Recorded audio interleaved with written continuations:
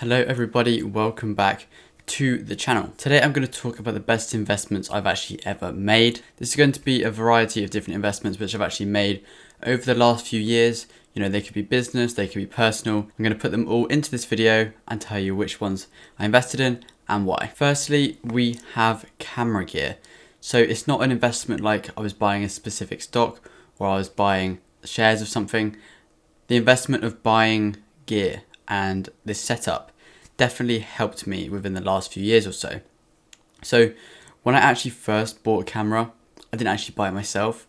It was like in year 10 at school. My mum did buy me a camera to do photography GCSE at school. So that is kind of where I started with the whole photography thing. But actually getting all the other camera gear, like this whole setup, this new camera that shoots 4K, the microphone, all these different bits of gear that just helped me grow this YouTube channel, grow my other YouTube channel, my Forex channel, and build, a decent sized business and brand from this camera gear. And you got to think, once you buy this camera gear or this setup, I got the keyboard, the double monitors, the lights, the MacBook, the camera, the lenses, everything like this. You spend the money once and then you can make hundreds, thousands of videos with this camera gear.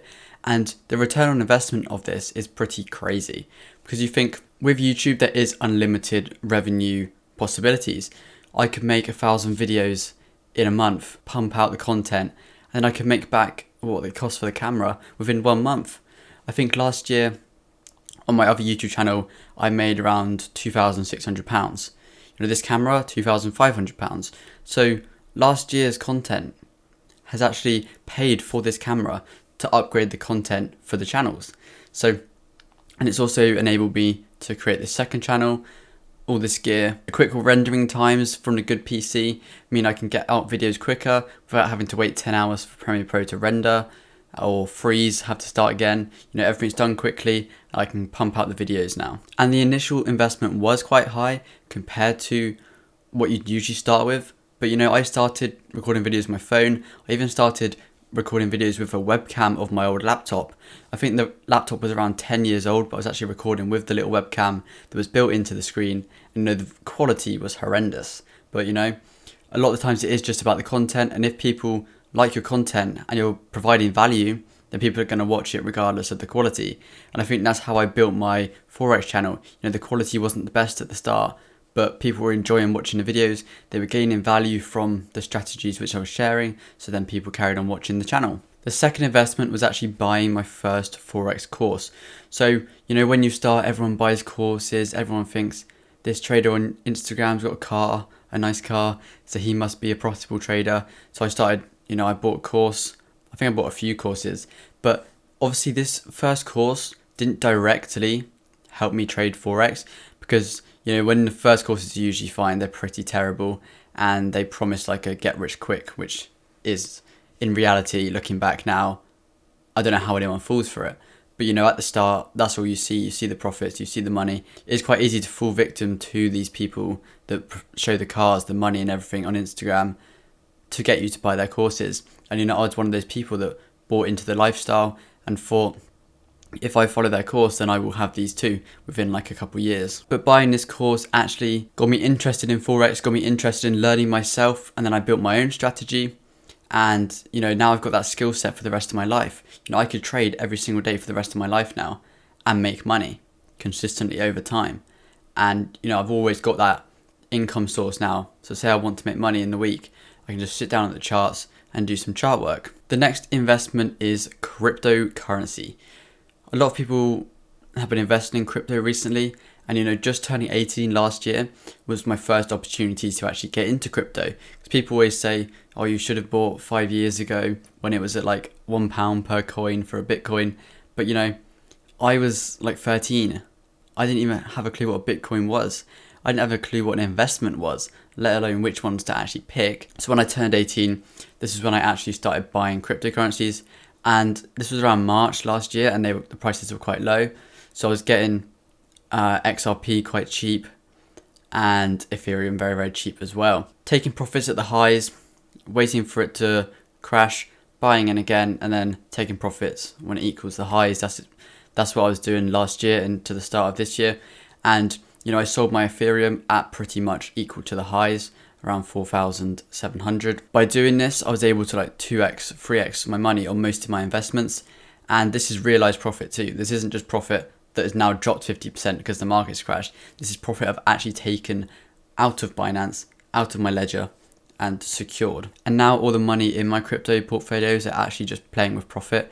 So I've taken out my original investments and it's all profit now. So if it drops down to zero, then we haven't lost anything overall. The next investment is actually my ISAs and my lifetime ISA specifically. This is the max for this is only 4,000 per year. So I maxed it out as soon as I turned 18. And this was because you put that 4,000 in there and they give you back 25% of your deposit for free. So now my account is at £5,000 in that lifetime ISA. Then in April, I'll deposit another 4,000. Then there'll be £10,000 in there because you get £2,000 for that. It's free. I was just thinking, I'm looking to buy a house this year. This lifetime ISA can either be taken out at retirement or used to buy a first house, and you can use it for the deposit.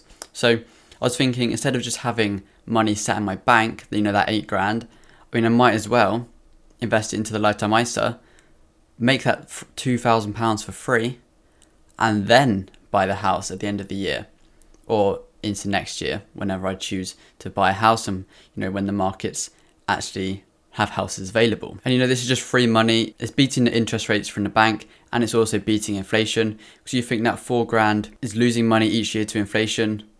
However, in a lifetime ISA, it's gaining 25% every year, pretty much because you've put it in there. And also I have been maxing out my ISA, which is around 20 grand per year.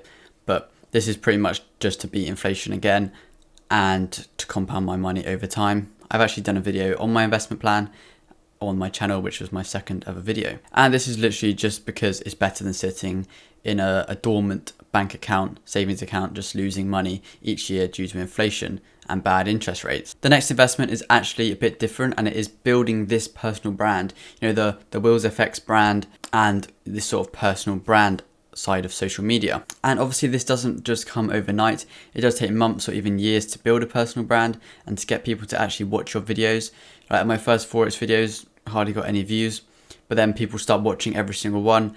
And when you provide value for people, they want to come back and watch again. Or if they like the way you do your videos, they'll come back and watch. So this is another thing I actually spent a lot of time doing, building up my Forex, profile. So then people get the value from you. So then they follow you and then give you views. And also I think having a YouTube channel and a personal brand does reinforce discipline. I know it sounds quite stupid, but when you have a YouTube channel, if you don't consistently upload, you're not going to grow the channel. You're not going to grow your following or your brand. So the way I actually did it was have a schedule for my uploads. So I use an app called Notion and I have it all scheduled in there. And this is pretty much the way I plan my videos. And because I have to stick to this strict schedule of edit this video this day, schedule it this day, film one this day, and it's all set up there ready for me to do, you have to stick to it. Otherwise you'll go behind schedule, you won't get the video out on time, your views will drop, your subscribers will drop, people will stop watching you. And I had a few months last year where I just didn't upload and the views just went down crazy, the growth stops, and then you have to kind of restart and reignite the growth again to then build that snowball effect of growing the channel. These are the main investments I've actually made, and in my opinion the best investments. We also have building a home gym, which obviously invests in your health, and it's obviously one of the most important investments to make. I was just going to save that one for last because it didn't really deserve a whole chapter. But if you guys did enjoy this video and it did help you out in some way, be sure to like and subscribe to the channel, and I'll see you guys in the next video.